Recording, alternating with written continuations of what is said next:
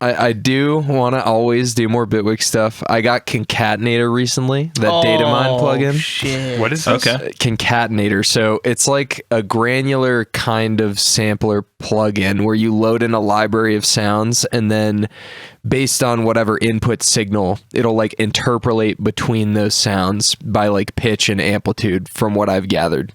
So like I was playing like guitar into it, and it doesn't make guitar noises. It like, that's the input signal. You could do the same thing it's like with a your vocoder voice. in that way. Exactly. But it's like just interpolating between all these little like grains of sounds. Then there's some like shit you could do to dial it in. Like there's a polyphonic so that multiple, you know, whatever can play at once. And it's fun. Like you load in a bunch of vocals, and then you can like make vocal lines and stuff, or whatever. But I've always thought it was cool. Do you know who Beardy Man is? Have you seen Beardy Man? So like, it's the closest I've come to like a to like a Beardy Man workflow, where it's like I can just sing out an idea and it'll take form in some way. It's kind of touchy with the bass stuff. Like I've had bass sounds from the past like 5 years that I saved. Like I've always like been pretty good about saving sound design, so I have a bunch of material to throw into it. Sometimes it like rips it apart and shreds the low end, and it just like kind of isn't usable in the way that you would want to use it. But sometimes it'll like do it in the way that you would want. Low end will stay clean depending on all like the content that you loaded into it, and you can just make a fucking bass line like with your mouth, which is cool. It's fun. The dude from Zebler and Canty made it. Canty. Even like the YouTube video that he put up, it's like a, you know, minute or two or whatever. He does like a couple examples that are really fucking sick. I remember when he was describing it, he was basically saying this is like a new form of synthesis entirely. Yes, if executed correctly. Yeah, they call it like audio mosaicing. Yeah. Let's go. Yeah, which is like crazy, but I could see it being super useful.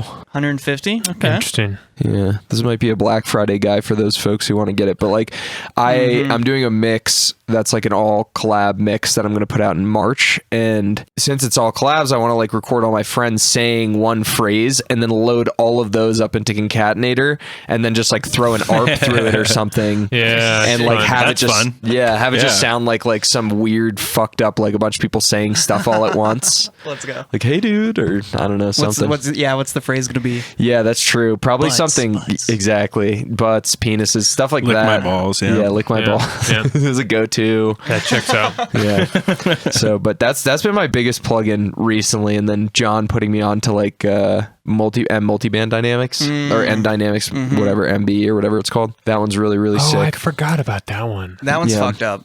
It's awesome. It's so good for like mixing, because I always, when I Right. write in audio, the biggest problem I have is like the sub is kind of all over the place. Like if I'm doing like neuro basses or whatever, it was like a problem I had more before I started making that consideration. But some of my sound design just has that fluctuating feature in the low end due to Same. filtering or whatever else, right?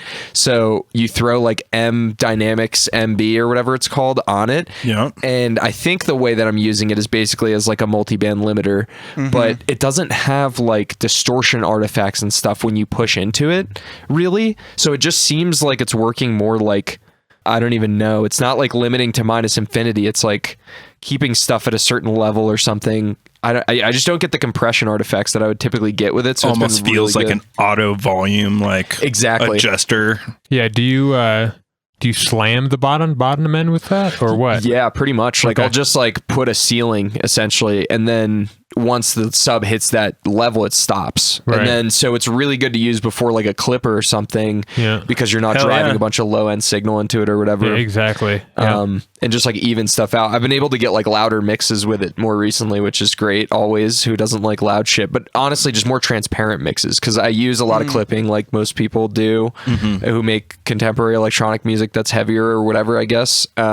And it's a way to control your signal going into it, so you can like actually hear all the detail instead of slamming your fucking lows into. Yeah, a that's clipper. huge. Right. I like calling our scene contemporary electronic music also. Yeah, exactly. Yeah.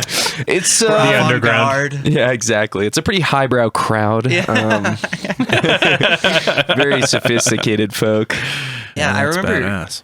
I feel like I wasn't like fully understanding exactly how to use it, but even just playing with it and like their little like sections where you control like the knee thing or whatever, you can even just make like weird ass shapes into it and a bunch of shit and just get random cool results.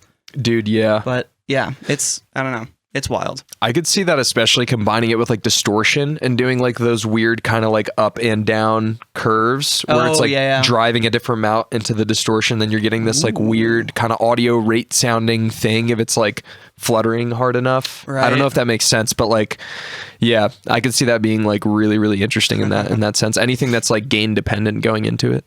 You can just like flutter only your mids for a sec, or like just a little chunk here, and like, or do some weird spectral where it's like this section, then this section, then this section, but there's like gaps in between. Oh, dude, you're onto something. We're Justin. cooking. We're cooking. We're cooking.